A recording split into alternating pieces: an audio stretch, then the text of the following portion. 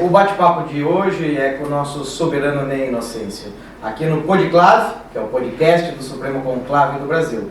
Intermediando e conversando aqui também nesse bate-papo, o César Roberto Daniel Dourado, presidente do Superior Conselho de Cultura do Rito Brasileiro. E o nosso soberano, 35 anos à frente do Supremo Conclave. Todo e qualquer irmão, quando chega na sede do Grande Oriente, quer ir lá para conhecer o grão-mestre, na sede do Supremo Conselho, quer conhecer o comendador, e no conclave não ficou diferente não. Mas o Palmeiras estava reimplantando o rito em 68, então todo irmão que ia lá no gabinete para conversar, para conhecer, cumprimentar o grão-mestre geral, ele falava sobre o rito brasileiro.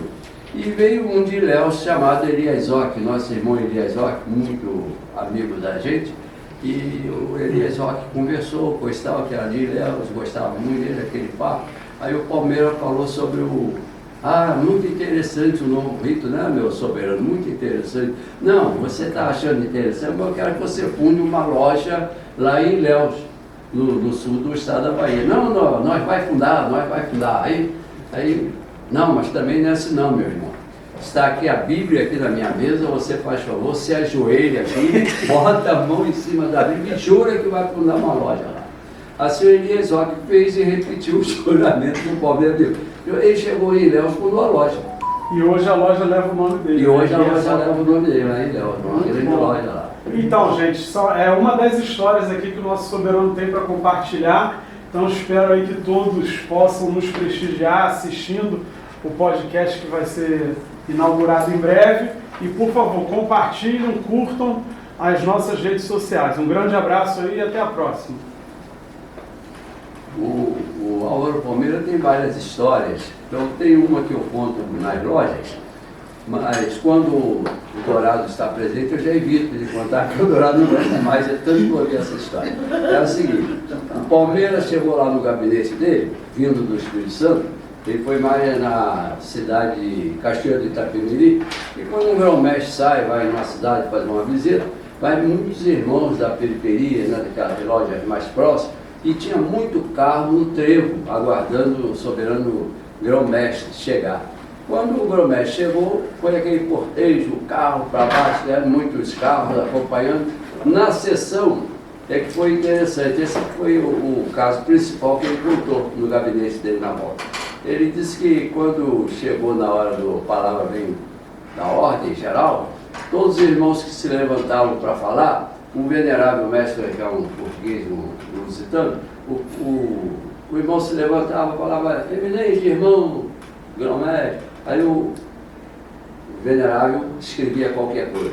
Outro irmão levantava, saudava, venerável escrevia. Pessoal, e assim aconteceu. Quando chegou a vez Quando chegou a vez do venerável mestre, o venerável disse assim para o grão-mestre, ai, soberano, eu estou aqui numa situação muito difícil, né? Que eu estava em casa e escrevi aqui vários predicados para cumprimentar o irmão. Mas não foi possível, porque cada irmão que levantou e falou, ia falando, soberano irmão, eu riscava, eminente irmão, eu riscava, poderoso irmão, e assim eu fui riscando, eliminando todos os predicados, não sobrou nada para mim. Mas o grande arquiteto do universo sempre protege a gente, e ele me protegeu, e eu saúdo o menino Jesus da maçonaria. Esse menino Jesus, Palmeiras não falou, mas é porque o Palmeiras era um tampinho assim, ó, pequenininho, 1,50 m. Aí o menino Jesus é uma criança, né, João? É isso aí, meus irmãos. O nosso Ney Inocêncio hoje se diz, vai ser desnudado hoje, no bom sentido, cara, evidente. Ney, vamos começar, veja. Deixa eu contar uma outra do Palmeiras, Pode. O Palmeiras tinha uma casa... Essa conhece ou não? Essa conhece ou não? Não sei, vamos ver. O Palmeiras tinha uma casa de veraneio lá em Miguel Pereira. E era interessante a gente ir com ele lá, porque ele convidava a gente, eu ia muito lá numa associação de servidores, eu ia muito lá e encontrava com ele na casa de veraneio, coisa e tal. E um dia, quando chegava, ele viajava, tinha motorista, né? Mas quando chegava em Arcádia, no início da Serra de Miguel Pereira, ele tomava o assento ali do motorista. O motorista era carona. na serra, na ida e na volta, ele que dirigia. Mas um dia ele levou vários irmãos do conclave do Grande Verei e combinou um almoço no clube Miguel Pereira às 13 horas. E fomos para lá. Quando deu 10 para 1h, 12h50, o nosso irmão Coelho, que era grão-mestre aqui do Grande Verei do Estado do Rio, chamou a turma para ir para o clube. Aí falou para o professor Palmeira: professor, nós vamos mandando para o clube, que ele está chegando a hora. Palmeira, momento aí, Coelho. Meteu a mão no bolso, tirou o relógio com aquela porreta. Coelho, eu marquei 13 horas, faltam 10 minutos. Botou o relógio, entrou, ninguém saiu. Todo mundo obedeceu. O homem era difícil. O pequenininho não era fácil, não. Ele ligava lá para casa, quando ele vinha aqui no conclave, ele ligava lá para casa, na véspera, o telefone tocava, a Iva atendia: dona Iva, aqui é o Palmeira.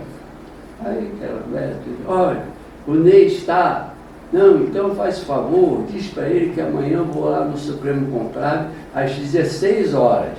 Então, tá, muito obrigado, minha cunhada. Aí, despedido. No dia seguinte, o Palmeira fazia o seguinte: podia chegar às 3h30, ele não subia não. Ele ficava no carro, ali no estacionamento, dentro do carro, ele só subia na hora que tinha marcado. O velhinho foi por isso que lá os 10 para 10 uma hora ninguém foi. Não, faltam 10 minutos. Essas são as histórias do nosso Ney Inocêncio. Ney, vamos aproveitar que você está aqui hoje, vamos devassar você hoje. Inicialmente, o Ney de Campo Grande, né? Nascido em Campo Grande. Conta essa história. Até o seu primeiro emprego, aí depois vamos continuar. Vamos por etapa. Eu sei que me falaram que eu nasci no dia 22 de agosto. Eu não vi, não sei, né? Mas minha mãe falava e eu acredito até hoje, 22 de agosto de 1938. E então, na rua Vilva Dantas, número 200, hoje 748, que a rua aumentou. O meu estereótipo foi incorporado na Vilva Dantas, então mudou a numeração. Então, lá eu estudei na escola Venezuela, com 14, Venezuela era o número. Engraçado, toda vez que eu passo lá e o Firmino está na viatura: olha aí, olha aqui a nossa escola, quem também estou lá no 14. Ele não fala escola Venezuela, olha no 14 aí. Então eu estudei ali até o curso de admissão. Depois fui para Santa Cruz, para o ginásio Barão do Rio Branco, e a minha vida continuou. Primeiro emprego foi numa farmácia, lá na rua Coronel Agostinho, que hoje é o calçador do Campo Grande. Lavava vidro, varria a calçada e tal. Era guri de seus 14, 15 anos. Então trabalhei na farmácia Mori por bastante tempo. Esse foi o meu primeiro emprego. Você tem duas irmãs, né? Ainda. Duas irmãs. Porque nós éramos seis irmãos. Neréia, Neir, Ney, Nereu e Nil. E o Manelzinho. Tinha o Manelzinho também. Veio por último e recebeu o número do pai. Os demais foi todo com ele. E por que esses nomes com Ney, com N, né? Ney é N e com a letra I, não é Y não. Ney com I, eu sou moderno, né? Mas por que a família vinha com esses N? Os pais passaram, eu estou vendo aqui o pai Manuel, né? Manuel e a Ele mãe deu alguma Manuel. Explicação por quê? Não, ele não deu explicação não, mas agora eu posso falar, porque a minha mãe gostou de um odontólogo lá em Campo Grande que tinha o nome de Ney. Deve ter sido esse o motivo, né? Deve ter sido esse o motivo, né? E o Ney teve uma infância simples? Simples, né? Pobre, né? Pobre. E já com esse primeiro emprego que o irmão comentou, logo após isso, o que o nosso irmão Ney seguiu nessa caminhada de trabalho e tudo mais? Como que foi essa juventude? Olha, depois eu fui trabalhar numa carvoaria. Cuspia preto mesmo, meu irmão. Trabalhando em carvoaria, não é brincadeira não. E lá em Santa Cruz, de um tio meu, irmão da mamãe. Aí trabalhei lá, depois surgiu outra oportunidade para mim, fui trabalhar em outra farmácia em Santa Cruz, entendeu? Aí fui servir o Exército, e lá também em Santa Cruz.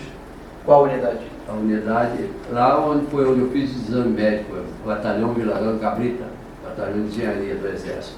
E me escalaram, sei lá como é que dá o nome, para servir na Vila Militar, na ESAO, Escola de Aperfeiçoamento Oficiais.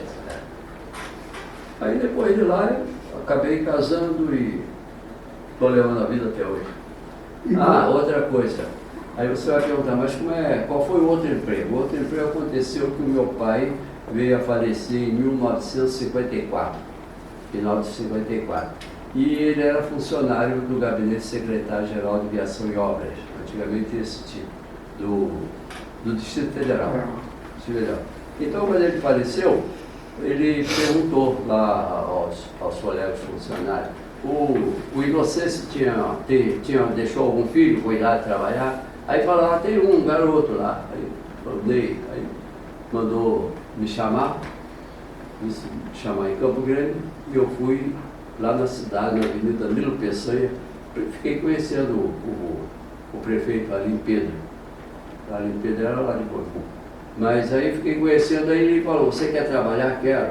Então saiu a minha nomeação no Diário Oficial para trabalhar. Fui trabalhar como estafeta, mensageiro, o nome.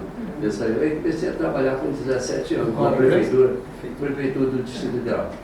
E como foi passar, a partir dos 16 anos, uma vida sem a presença do pai? Foi só trabalhando. Só trabalhando, mas claro, a gente sentia a falta do pai, que ele era muito legal com todos os filhos, né? E, aliás, com todos não, com os 5, porque ele não conheceu o 6º filho, o Manelzinho. Ele faleceu em novembro, dia 4 de novembro, e o Manelzinho nasceu dia 28 de fevereiro. O Manelzinho não conheceu o pai. Bem, e a maçonaria? Como é que entrou na tua vida a maçonaria? Boa pergunta. Como é que entrou? Essa é curiosidade. O negócio é o seguinte, eu sempre escutava falar de maçonaria. E de vez em quando tinha uma festa na loja de Campo Grande, União Arte Progresso, que ficava naquela ocasião no bairro Esquina do Pecado, né? A Esquina do Pecado. E de vez em quando a gente era convidado, minha mãe era convidada para ir lá, e eu acompanhava, eu achava muito bonito aquelas roupas, os irmãos vestiam, achava muito, me despertou a atenção. E eu frequentava uma igreja batista, e o pastor, o reverendo lá, eu vim saber que ele era da maçonaria. E achei muito interessante, depois no colégio onde eu estudei, ele foi professor lá também, e engraçado que ele não conhecia ninguém, e de repente tinha 2, 3 do lado dele, cada do pronunciamento dele, falava um código nosso, né? Tanto na igreja quanto em outros lugares. E aquilo me despertava a atenção, a curiosidade. E eu comecei a me interessar, perguntar como é que era. E perguntei a um que ele disse assim, André, eu vou te apresentar a um irmão da maçonaria para você entrar no trabalho. Aí me falou com o Manuel Camargo, que era um dos donos da loja de controle, foi venerado lá 15 anos seguidos, quando era permitido. 15 anos seguidos. Bigodinho pretinho. Então o Manuel Camargo conversou comigo e falou assim, olha, meu amigo, eu vou apresentar você. Você vai lá, as perguntas. Eu disse, então eu vou apresentar você para uma loja em Bangu, que fica mais perto da cidade. Mais perto da cidade, Campo Grande é mais distante.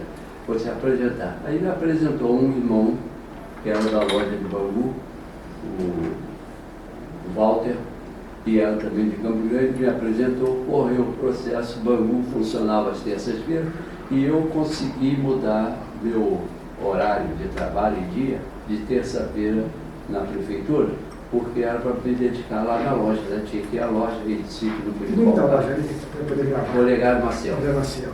Olegário Marcel. Aí eu troquei o dia, que era terça-feira, e marcaram para mim. E eu acabei quase que desistindo, viu? Porque passou um ano e eu não fui chamado. Tinha separado o dinheiro que eles disseram quanto é que eu ia pagar, o dinheiro estava reservado, e passou um ano e não me chamaram. Aí eu fui procurar saber como que veio a ser meu padrinho, que assinou os papéis. Aí ele falou assim, olha, você não foi chamado e não se preocupe, porque se você não for aceito, você não vai ficar sabendo. Nem por quê. Então você continue aguardando. Continue aguardando, meu irmão. Foram 2 anos.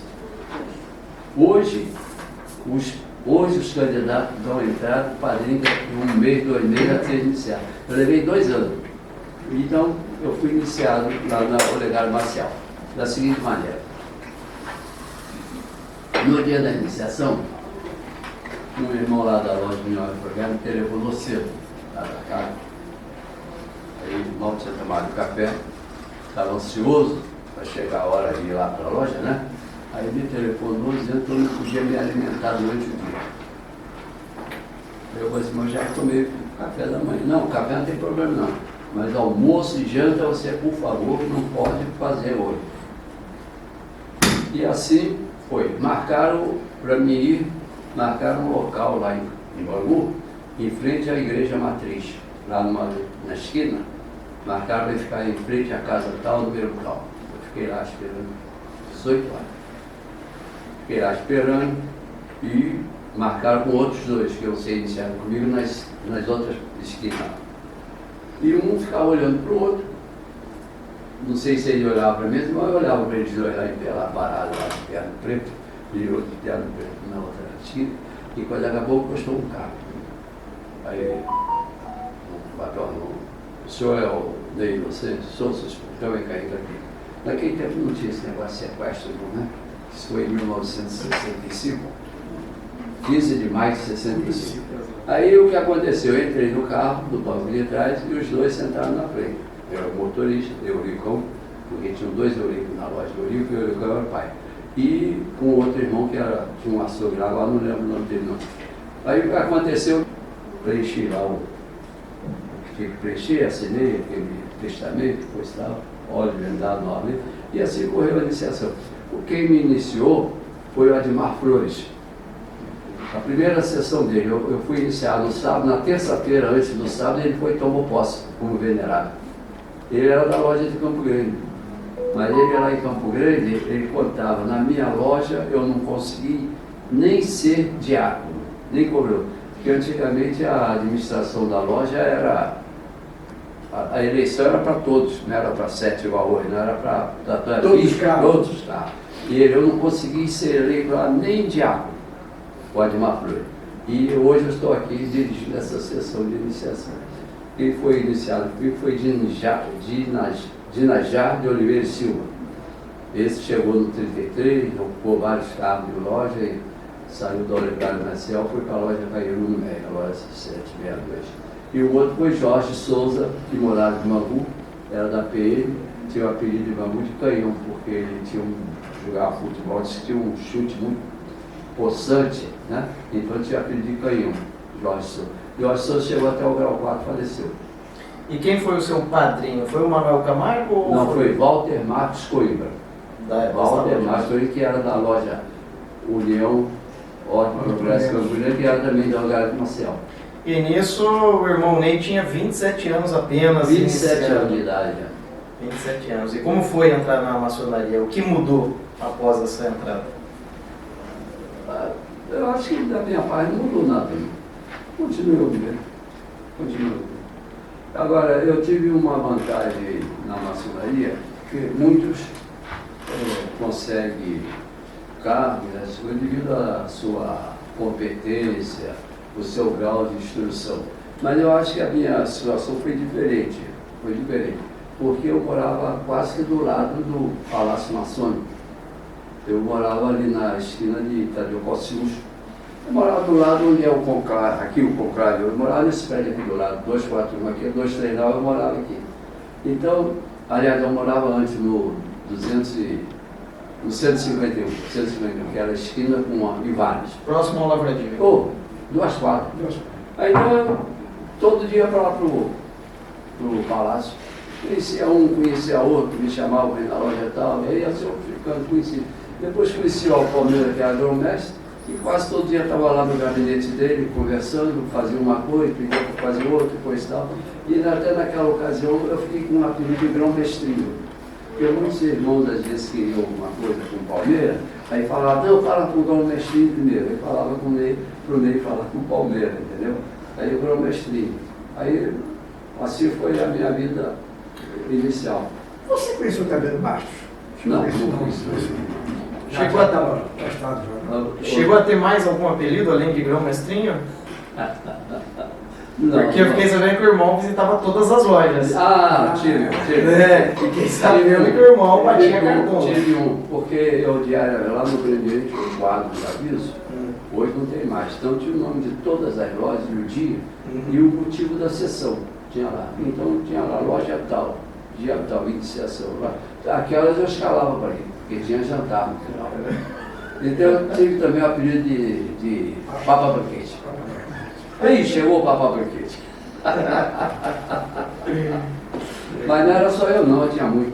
Alguns irmãos tinham apelido Papa Banquete, alguns tinham apelido de sétimo irmão. Né? Porque eram aqueles irmãos que chegavam e completavam algumas lojas. Porque você passava no corredor, hoje são 75 lojas naquele prédio, mas antes era 52 no meu tempo. Aí você passava no corredor e tinha 4, 5 irmãos sentados conversando, não tinha coro.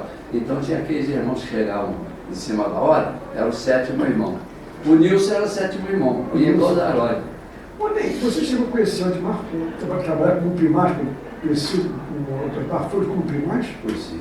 O anterior a ele foi o... Esqueci o... Foi o Otaviano... Não. Workshops? Não. Esqueci o nome dele, esqueci. Humberto Chaves. Antes foi o Humberto. O Humberto Chaves tinha o apelido de Garrafinha. Sim. O que você fala desses grão-mestres? O grão-mestre, desses primários, antes de você? Todos eles muito bacana. O nosso irmão Humberto Chaves não teve chance. Por causa da idade. Foi só naquele período de março a dezembro. Então ele foi primário nomeado, né? O Odmar Flores já foi com eleição. No tempo dele fundou uma oficina? Não, foi fundando desde o início, desde o tempo do desde 68. O Candinho é que já começou a viajar. O Candinho viajava bastante também, entendeu? E eu sempre com ele. O Odmar Flores tinha uma coisa, ele viajava de carro. Então eu ia perto até Cataguases, assim, em São Paulo, tinha mais difícil. E eu ia com ele com uma missão, carregar no hotel um travesseiro pelo menos. Tinha que afanar. Eu não sei o que ele fazia com tanto travesseiro. Então teve três hotéis que eu falei com o gerente. Eu achei que a barra ia pesar, aí eu falei com o gerente, chamei, olha, bota na conta porque ele quer que eu leve um travesseiro, bota na conta, conversava. Não, pode deixar. Não, nós não vamos botar, só está falando, não tem problema não. Aí eu fingia que estava escondendo, depois tá. 3 travesseiros por assim, eu cheguei barulho e o outro eu carreguei sem falar nada.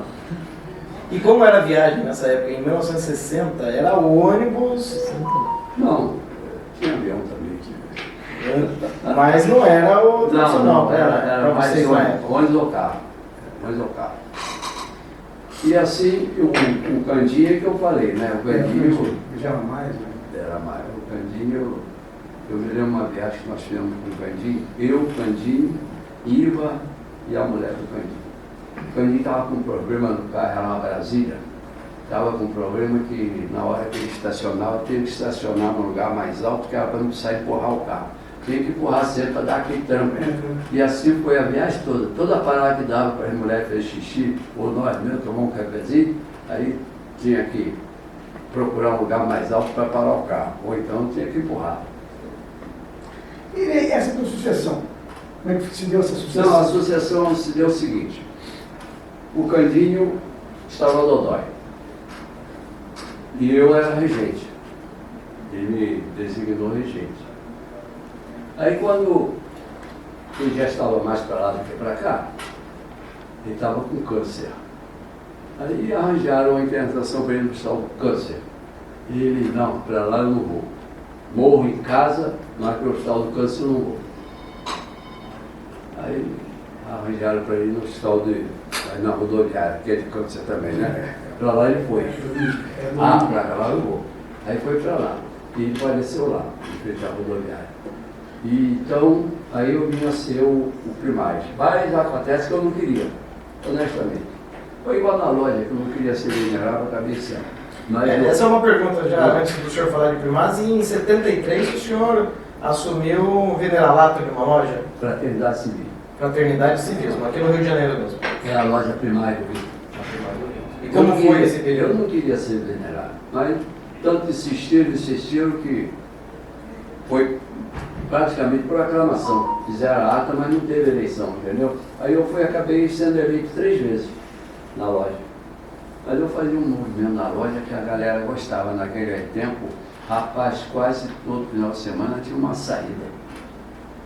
A loja tinha condição, alugava um ônibus, ia maçom, ia familiares, fazia um passeio.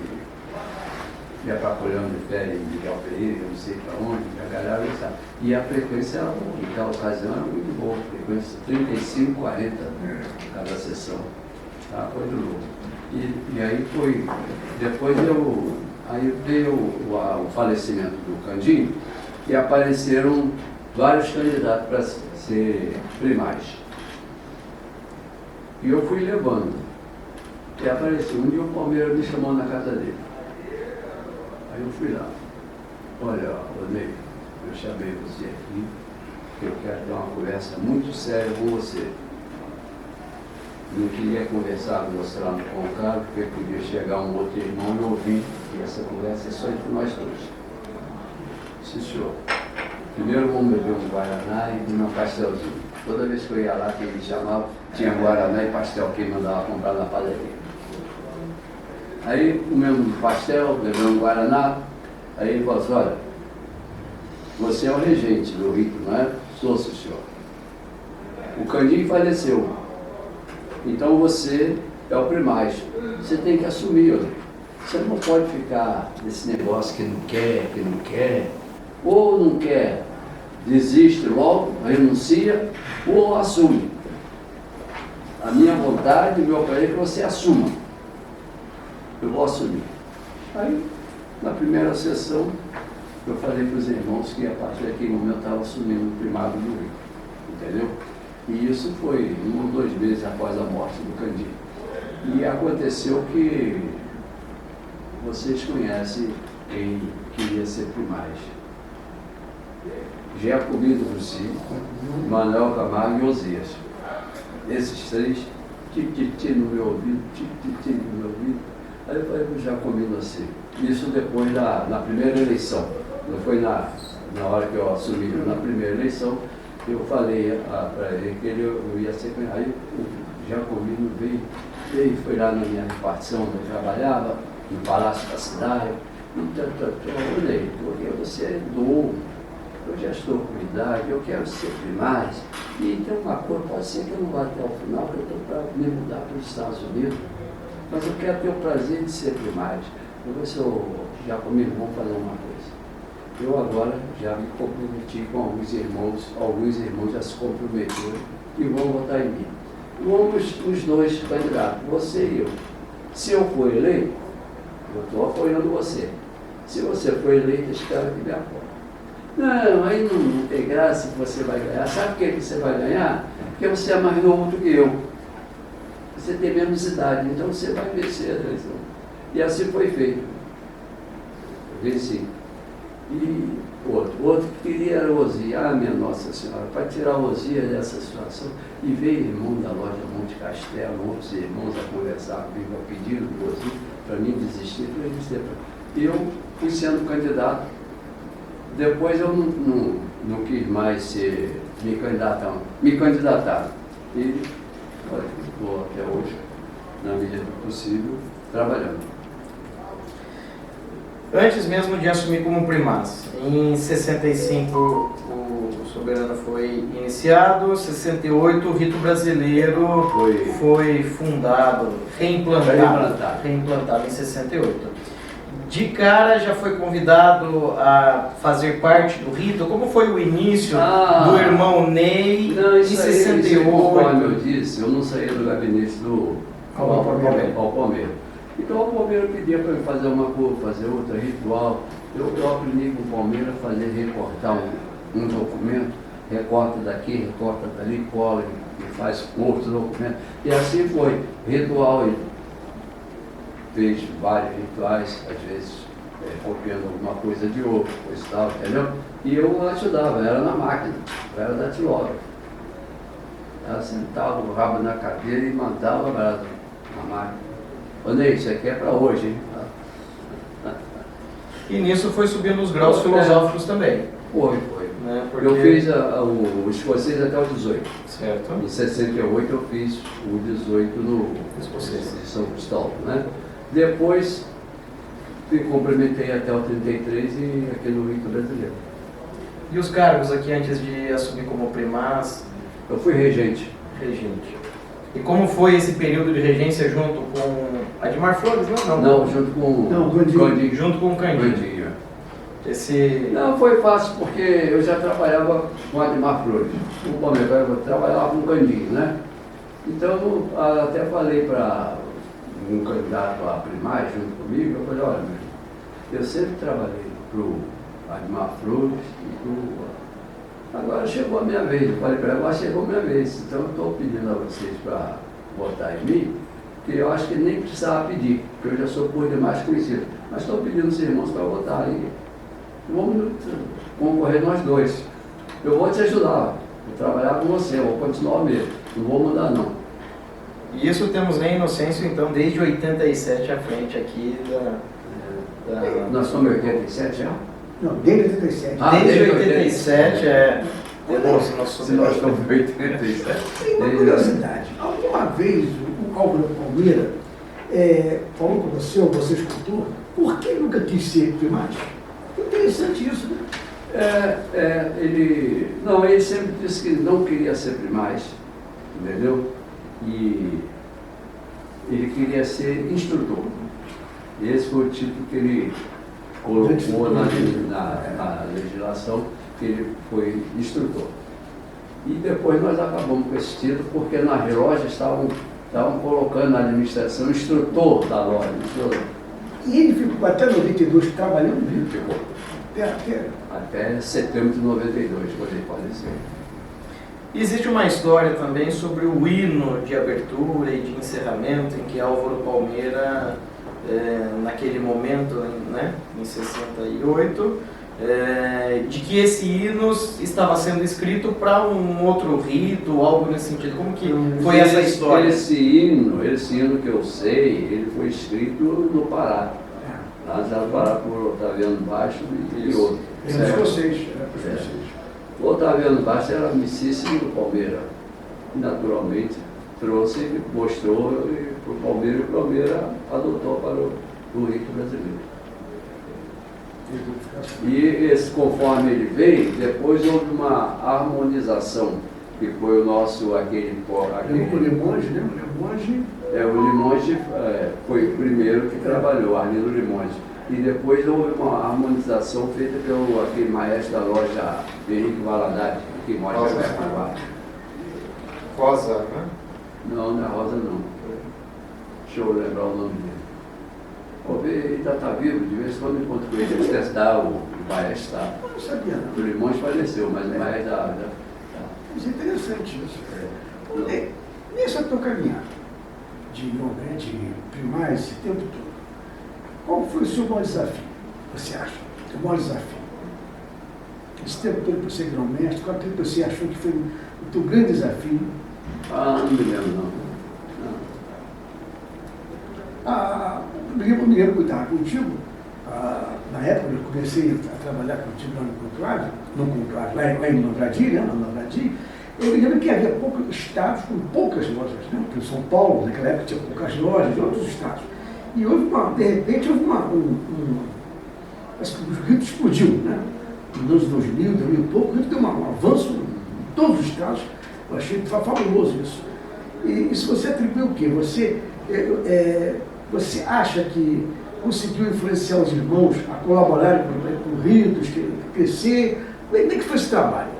Meu irmão, esse trabalho, eu tenho, na minha opinião, é devido às visitas que a gente faz. Devido às visitas que a gente faz, que eu levo irmãos com capacidade para você, a Fernanda Faria e outros, que chega e faz a propaganda do rito. Diz o que é o rito, por que veio o rito. Essa situação que fez o rito crescer, a visitação. E quando você entrou no rito, em 68, Como é que você via, como é que era o rito daquela época, em relação aos demais ritos co-irmãos? Perseguido. É. Era perseguido. Era perseguido. O rito brasileiro tinha uma coisa. Vários irmãos fundavam loja. Quando chegava no grande rito do Brasil, não a administração, mas alguns irmãos da administração chamavam algum irmão da loja e fazia a cabeça para chegar na loja e Forçar a retirada do rito brasileiro como doutrina. aconteceu muito. Vários, a gente não pode dizer qual a loja, nem o nome do Pedrosa, que já faleceu, era o principal conselheiro do Grande Oriente, que chamava os irmãos, e o grão-mestre era Moacir Namar, inimigo do Palmeiras. Ele foi secretário do Palmeiras durante anos, no Grande Oriente, depois foi o Admar Flores, secretário de administração, e aconteceu que ele, o Moacir Namar, se desentendeu com o Palmeiras, entendeu? E veio a ser candidato a grão-mestre, venceu, porque o Moacir Namar trabalhou muito antes da eleição. Ele foi da Soberana Assembleia e ele tinha o cadastro de todos os irmãos. Todos os irmãos ele tinha o cadastro. Ele conversava, telefonava, e ficou muito conhecido. E se desentendeu com o Palmeiras, foi candidato, venceu, e aconteceu que eu continuei eu mesmo. Ajudei também o Moacir Namar, que me chamava, fez esse prevenção, cabeludo. Estou chamando você, me chamava cabeludo, disse que era para diferenciar do comendador do Rio de vocês, que era o Ney Soares Coelho. Então, o cabeludo era o Ney de vocês, o cabeludo, olha, eu estou chamando você. Mas não é porque eu quero que você vá, não.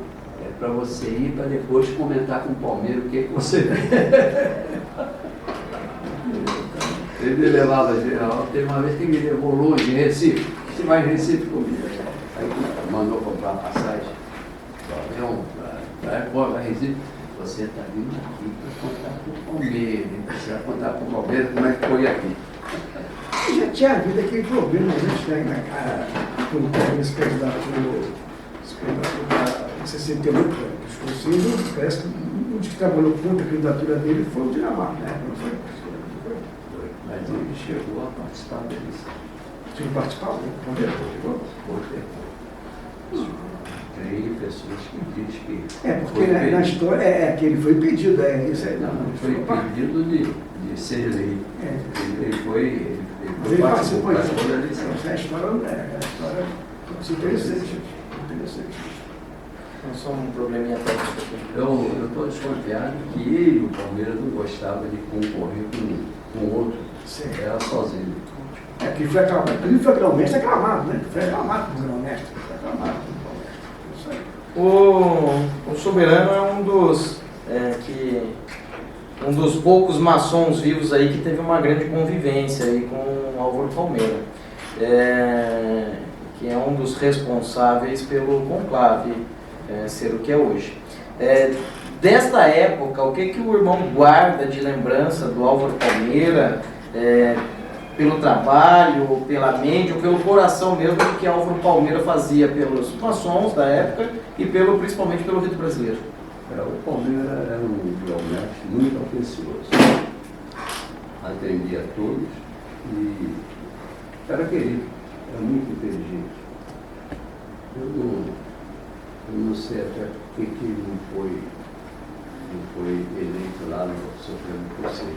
Para nós foi bom que aí ele veio e reimplantou o rito, né? Reimplantou o rito brasileiro. Foi bom. E se dedicou desde de 68, quando ele reimplantou o rito, até 1992, quando ele faleceu, ele sempre trabalhou pelo rito. E as convenções. Você, ao longo das convenções que tiveram, o que você acha que teve de evolução? Melhorou, não melhorou? Como é que foram as convenções?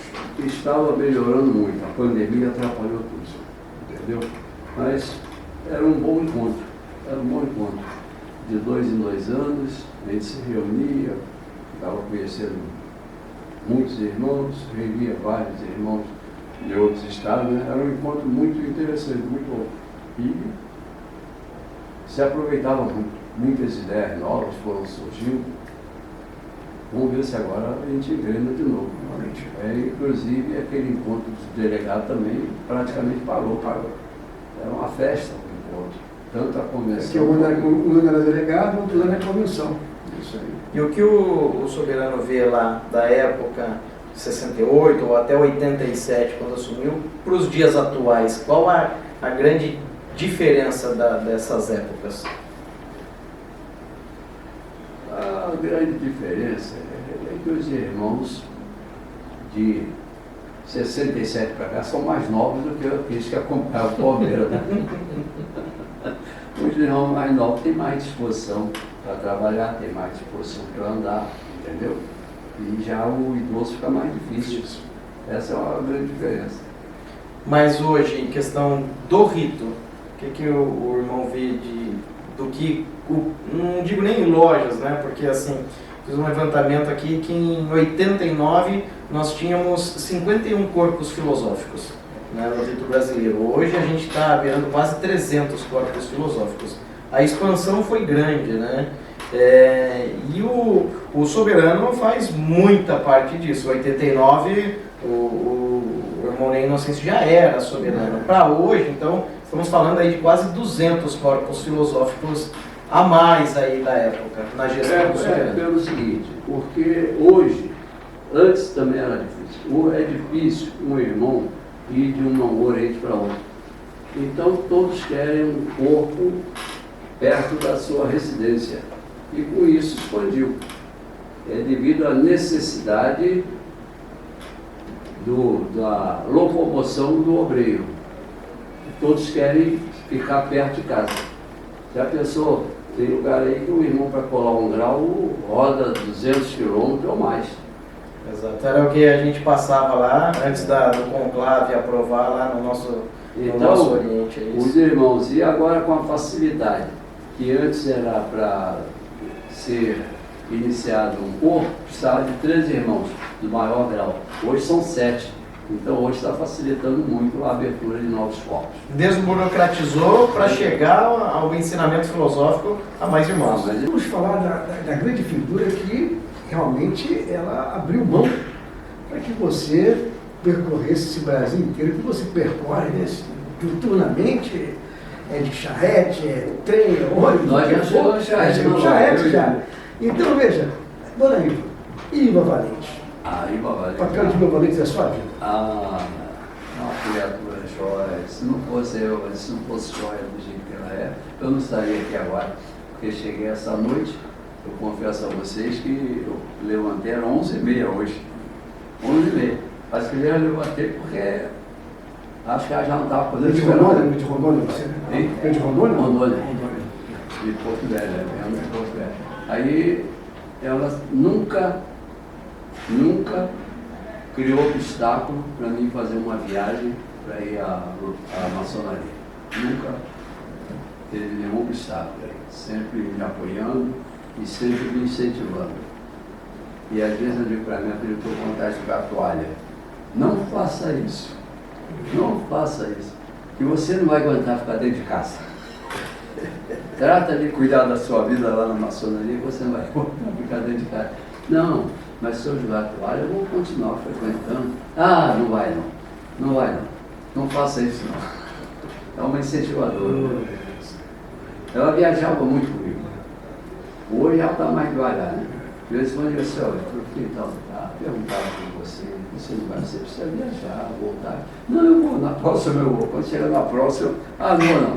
Que ela leva as viagens que eu faço, são viagens corridas. Você vai, você nem descansa. Você chega e tem lugares que eu vou, meu irmão.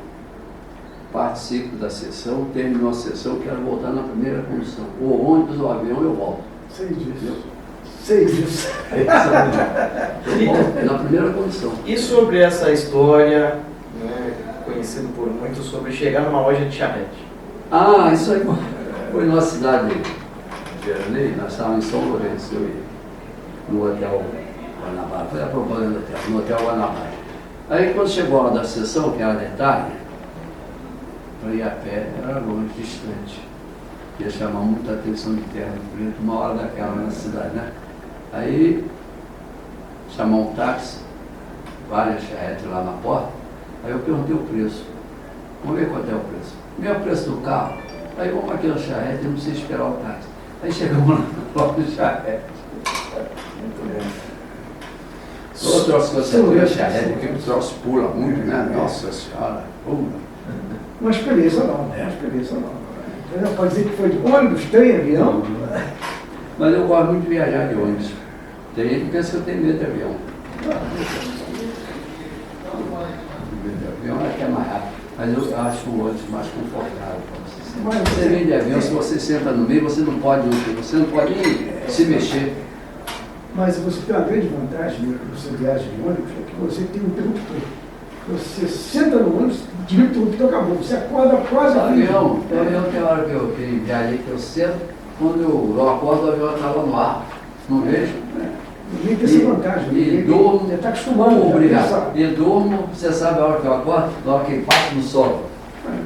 Aí já me ensinaram, você faz uma coisa, você inclina o poltrona, porque quando estiver na hora do pouso, vem a comissária para te acordar para você botar na posição.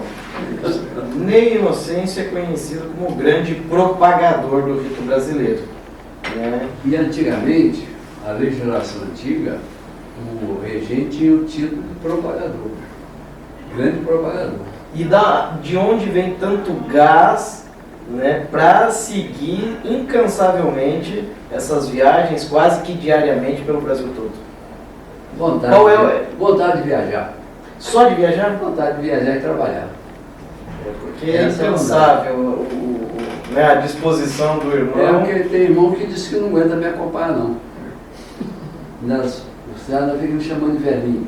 Ah, minha mão com velhinho. E sobre os dias atuais do rito brasileiro? A aquisição, depois de 55 anos de rito brasileiro, a compra da nova sede, né, da sede com um prédio próprio do rito brasileiro. O que é isso para o soberano Ney Inocêncio? Um grande avanço, né? Com a aparição do Juliano, o Juliano é que foi o cabeça. O Juliano é que foi o cabeça da compra desse imóvel, entendeu?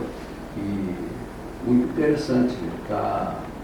Eu acho que é agradando a todos, e a gente realmente precisava de uma sede própria. Esse negócio de aluguel, você não para nunca de pagar aluguel, né? Aluguel é todo mês aquela importância, e a sede própria está aí que lá vai melhorar muito. O investimento é aplicado, um bom investimento. Olha aí, qual é a sua visão do rito brasileiro, futuro? O que você é? Você, hoje, o que você visualiza? Qual é o seu desejo? Meu desejo é que o rito brasileiro cresça, continuar no ritmo que está crescendo. Você vê pela estatística do Grande Oriente do Brasil, é o segundo rito mais praticado dentro do Grande Oriente do Brasil. Entendeu? E eu não quero fazer conforme teve irmão que fez em 1940, querer só no Brasil o rito brasileiro. Eu não tenho essa pretensão, não. Mas que cresça, continue crescendo. Entendeu? Essa é a minha visão. E a grande vantagem que o rito, nós pregamos o quê? Essa convivência com os demais ritos com o irmão. Nada impede que o irmão seja escocês, xiroda, seja o que for, desde que possa, a gente sempre de braços abertos, e os graus simbólicos, os filosóficos, para ser. Você sabe uma coisa que eu achei interessante agora? Semana passada eu fui na inauguração, instalação do Grande Brasil Mineiro, Minas de Minas. Sabe onde é que foi realizada a cerimônia? Na sede da Comab. Para você ver a convivência que está. Bonito. Está bonita a sede. O tempo enorme, muito grande. Foi lá. Eu fui lá. De ônibus. Peguei ônibus aqui 11 da noite, 7 horas da manhã estava lá. Peguei um táxi. O aeroporto é muito longe. São 60 quilômetros da capital. É muito distante. E é essa convivência harmônica, né, entre potências distintas que a gente espera entre os maçons, né, soberano? É o que alguns irmãos dizem. O Ney vai em todos que é convidado. É iniciação, é aniversário, é batizado, é casamento, sepultamento. Onde convidou, eu vou. E qual o legado que Ney Inocêncio quer deixar, né, ao rito brasileiro, a toda essa história? Quero ser lembrado por isso. Eu ia falar isso agora. Lembrado por quê, velho? O que é que você tem no futuro, que te lembrar de Ney Inocêncio, tem que ser que nós lembramos de você? O Ney Inocêncio é o que é, não precisa alterar nada, nem para mais nem para menos. Se diz, né? Do menino Jesus da maçonaria. Se diz hoje, né? Depois de tantos anos à frente, né? O rito brasileiro é o soberano Ney Inocêncio. Tem irmãos que dizem assim, você olha para o Ney, está olhando para o rito brasileiro. Falou do rito brasileiro, está lembrando do Ney. Mas é verdade, isso aí é a verdade, você marcou. E tem alguns irmãos que pensam que o cargo é vitalício. Mas nem o cargo é vitalício, não, meu irmão. De 5 em 5 anos tem eleição. E assim esperamos, né, essa semana aí que... tenhamos. Eu vou confessar que até agora eu não sei quais são os candidatos. Mas o irmão é candidato. Eu não sou candidato.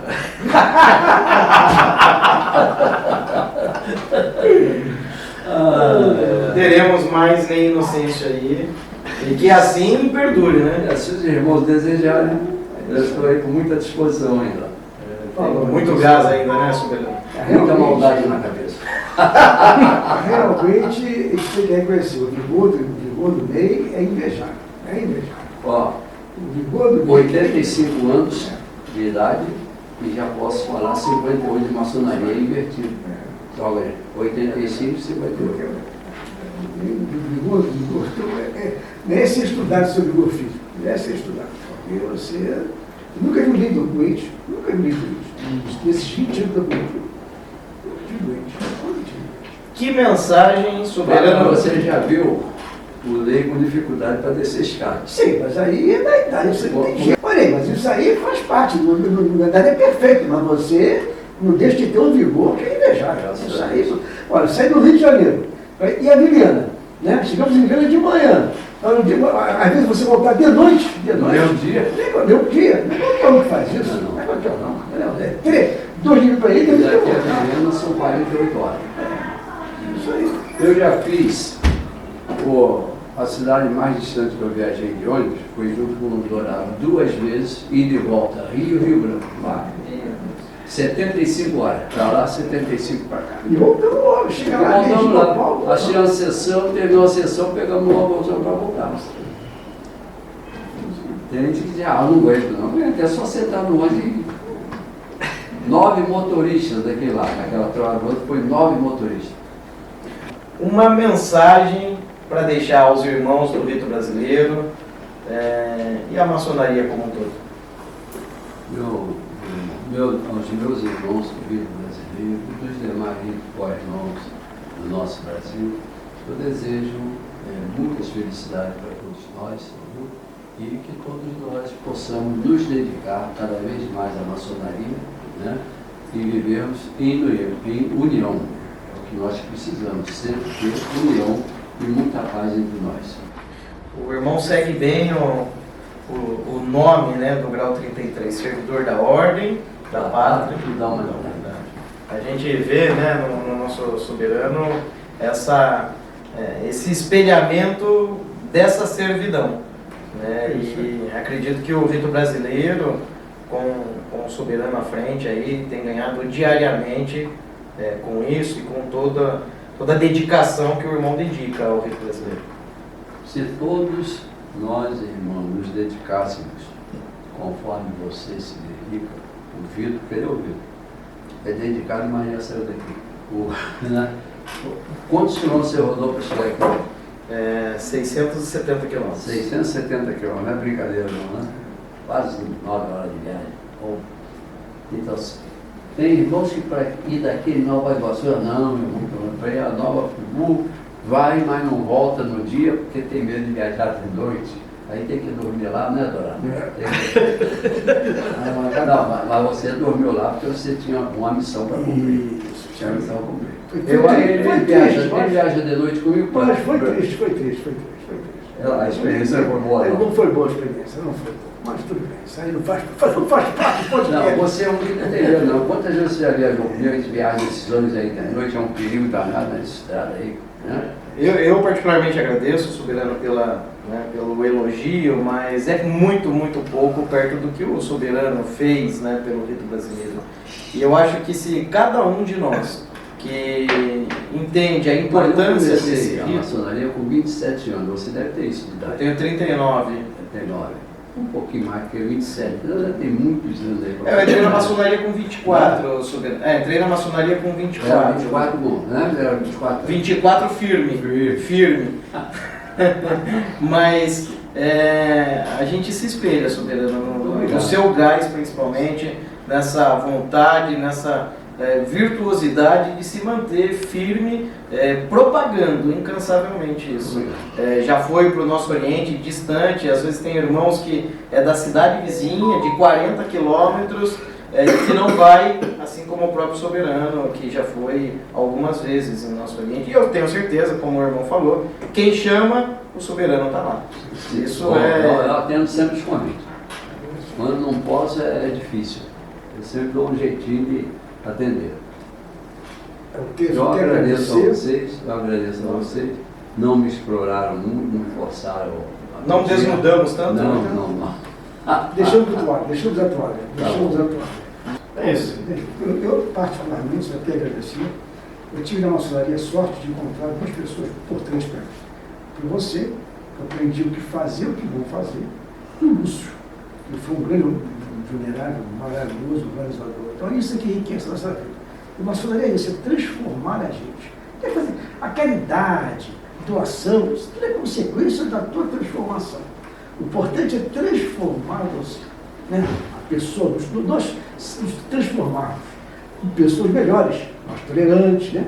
Você sempre briga, que tem lógica assim, união e tranquilidade, a loja briga, que não tem A nada maioria dessa época tem nome de união, já teve intervenção. Teve intervenção. Então, eles precisam realmente exercitar essa tolerância, né? Essa fraternidade, entendeu? E a humildade, que é o mais difícil, né? Você é uma pessoa que eu vejo, muitas vezes, o nosso tratado com... Você tem direito a uma série de regalias para o tratado, e muitas vezes o tratado não é respeitado. Você equivale ao grão-mestre geral, você tem uma prerrogativa. Mas o irmão tranquilo, aonde colocar o irmão, você fica sentado, não se aborrece. Isso é que é importante, essa humildade. Porque quem é tudo se provar que é. Exato. Então é isso aí.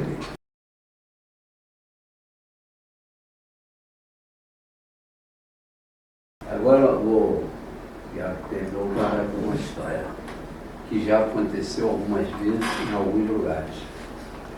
4 vezes. Na hora da saudação, Soberano Grande Primaz, eu deixei de ser primaz. Soberano Grande Primata do Brasil. Nós hoje, ontem eu estava sabendo em uma loja e teve umas cunhadas que falaram, olha, a sessão foi muito bom com a presença do primata aí, foi muito com a presença do primata. Eu já presenciei isso. Já. Em Brasília. Em Brasília foi o coronel. O coronel do exército fez a saudação ao primata do Brasil. Coronel. Falar que já evoluímos, né, Soberano? Já virou ser humano, né? Grande primata. É isso. Então, o nosso bate-papo com o Soberano de maneira Eu agradeço descontraída. a todos vocês, viu? Muito obrigado por essa oportunidade, tá bom? Depois eu vou ver a gravação e ver se está tudo correto. Tá tudo legal.